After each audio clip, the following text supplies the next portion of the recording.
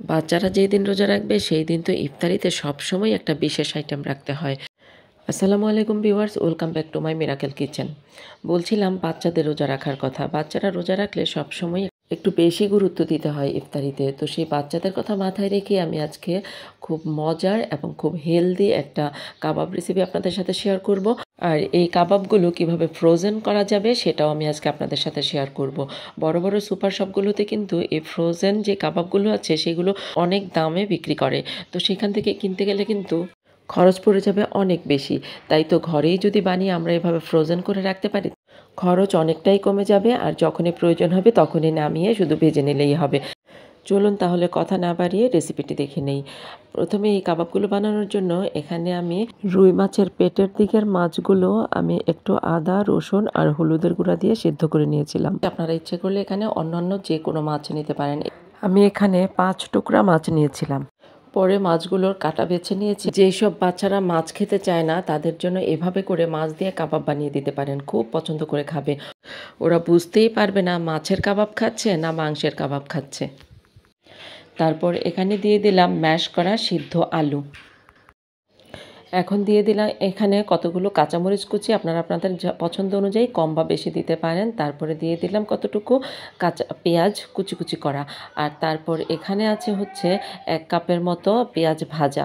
তো ভাজা পেঁয়াজগুলো দিয়ে দিলাম। আর তারপরে এখানে ধনেপাতা কুচি দিয়ে দিলাম। আর হচ্ছে 1 পিস লেবু, লেবুটা চিপে আমি রসটা নিয়ে নিলাম। আর তারপর এখানে আমার একটা বড় ধরনের ভুল হয়ে গেছে, আমি সেজন্য আপনাদের কাছে অনেক দুঃখিত। এখানে কিছু মশলা দেওয়া হয়েছে, সেটা আমি দেখানোর আগেই ভিডিওটা বন্ধ করা হয়েছিল। তো আমার আর ভিডিওটা চালু করতে মনে নাই। তো এই সময়ে আমি এখানে অল্প একটু আদা বাটা আর রসুন বাটা দিয়েছিলাম।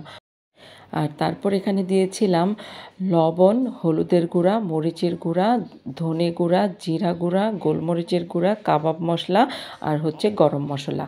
তো এই মশলাগুলো কিন্তু আমি সব অফলাইনে দিয়েছিলাম, এখানে আমি দেখাতে পারিনি, সেই জন্য আমি আবারও আন্তরিকভাবে দুঃখিত। তো সেই জন্য এখন দেখিয়ে দিলাম। এই মশলাগুলো সব আমি দিয়ে তারপর হাত দিয়ে খুব ভালোভাবে এগুলো মেখে নিয়েছি। তারপর এখানে আমি 1 টেবিল চামচ সয়া সস দিয়ে দিলাম। আর তারপর 1 টেবিল চামচ ময়দা দিয়ে দিলাম। এখানে আপনারা কিন্তু ইচ্ছে করলে ব্রেড ক্রামও দিতে পারেন, আবার টোস্ট বিস্কুট গুঁড়া করেও দিয়ে দিতে পারেন। আর তারপর হাত দিয়ে খুব ভালোভাবে মেখে নিতে হবে।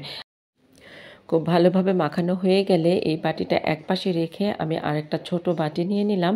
আর তার মধ্যে আমি একটা ডিম নিয়েছি। আর এর মধ্যে এখন আমি অল্প একটু লবণ দিয়ে দিলাম। আর তারপর কাঁটা চামচ দিয়ে খুব ভালোভাবে ডিমটাকে ফেটিয়ে রেখে দেব। ডিমটা খুব ভালো মতো ফেটানো হয়ে গেলে বাটিটা একপাশে সরিয়ে রাখলাম। আর তারপর এই যে কাবাবটার যেই মিশ্রণটা তৈরি করে নিলাম, এখন এইগুলো এইভাবে করে হাতে একটু নিয়ে একদম কাবাবের আকার দিতে হবে। আপনি ইচ্ছে করলে কিন্তু গোলও দিতে পারেন, আবার ইচ্ছে করলে এরকম গোল করে চ্যাপটাও করতে পারেন। তবে আমরা সাধারণত জালি কাবাব বলতে কিন্তু এরকম গোল গোল চ্যাপ্টা চ্যাপ্টা আকারকেই বুঝি। তো সেই জন্য আমি ঠিক এই রকমই গোল গোল করে একটু চ্যাপ্টা করে নিলাম। তো এটা আপনারা আপনাদের পছন্দ অনুযায়ী আর একটু বড় ছোট করতে পারেন, তবে এটাই হচ্ছে স্ট্যান্ডার্ড সাইজ। তো দোকানে কিন্তু এইটুকু সাইজেই করে থাকে। তারপর এভাবে করে নিলাম। আর এখন যদি কেউ ফ্রোজেন করতে চান, এই পর্যায়েই ডিপে রেখে দিবেন। যখন বরফ হয়ে যাবে তারপর এগুলো তুলে কোনো একটা পলিব্যাগে অথবা প্লাস্টিকের বক্সে ভরে ডিপ ফ্রিজে রেখে দিতে পারবেন। অনেক দিন থাকবে। আপনারা আপনাদের পছন্দ মতো যখন খুশি তখন নামিয়ে ভেজে নিতে পারবেন। ভাজার প্রায় 15 থেকে 20 মিনিট আগে নামিয়ে রাখলেই হবে। কাবাবগুলো আমার বানানো হয়ে গেছে। এখন আমি কাবাবগুলো ডিপ ফ্রিজে রেখে দেব 15 মিনিটের জন্য। কাবাবগুলো একটু নরম আছে, ডিপ ফ্রিজে রাখবো জাস্ট কাবাবগুলো একটু সেট হওয়ার জন্য। তো 15 মিনিট পর আমি ফিরে আসলাম। কাবাবগুলো একটু সেট হয়ে গেছে। এখন চুলায় একটা ফ্রাই প্যানে আমি তেল দিয়েছি, চুলাটা জ্বলছে। আর হচ্ছে এখানে একটা ডিম ভেঙে রেখেছিলাম সেই আগেই। এখন কাবাবগুলোকে এই ডিমের মধ্যে এভাবে ডুবিয়ে গরম তেলের মধ্যে ছেড়ে দিলাম।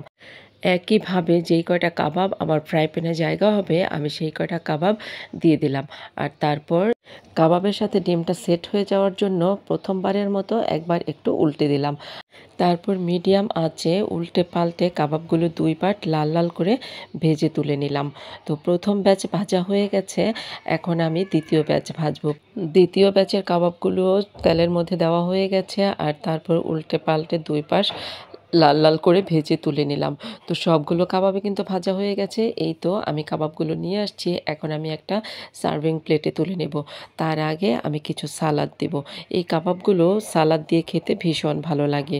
তো এই জন্য আমি কিছু গাজর আর কিছু শসা চিকন চিকন করে কেটে নিয়েছি চিকন গ্রেটার দিয়ে। তো আর তারপর এখানে কয়েকটা কাঁচামরিচও দিয়ে দিলাম। আপনারা আপনাদের পছন্দ অনুযায়ী যে কোনো কিছু দিয়ে সাজিয়ে দিতে পারেন।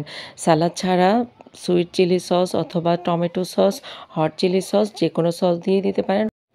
হোয়াইট সস দিয়েও কিন্তু এই কাবাবগুলো খেতে ভীষণ মজা। তো এইগুলো কিন্তু শুধু ইফতারে নয়, সন্ধ্যার নাস্তা হিসেবেও আপনারা এই কাবাবগুলো খেতে পারেন, অথবা যে কোনো ধরনের ঘরোয়া অনুষ্ঠানের জন্য এই কাবাবগুলো বানিয়ে রেখে দিতে পারেন ফ্রোজেন করে।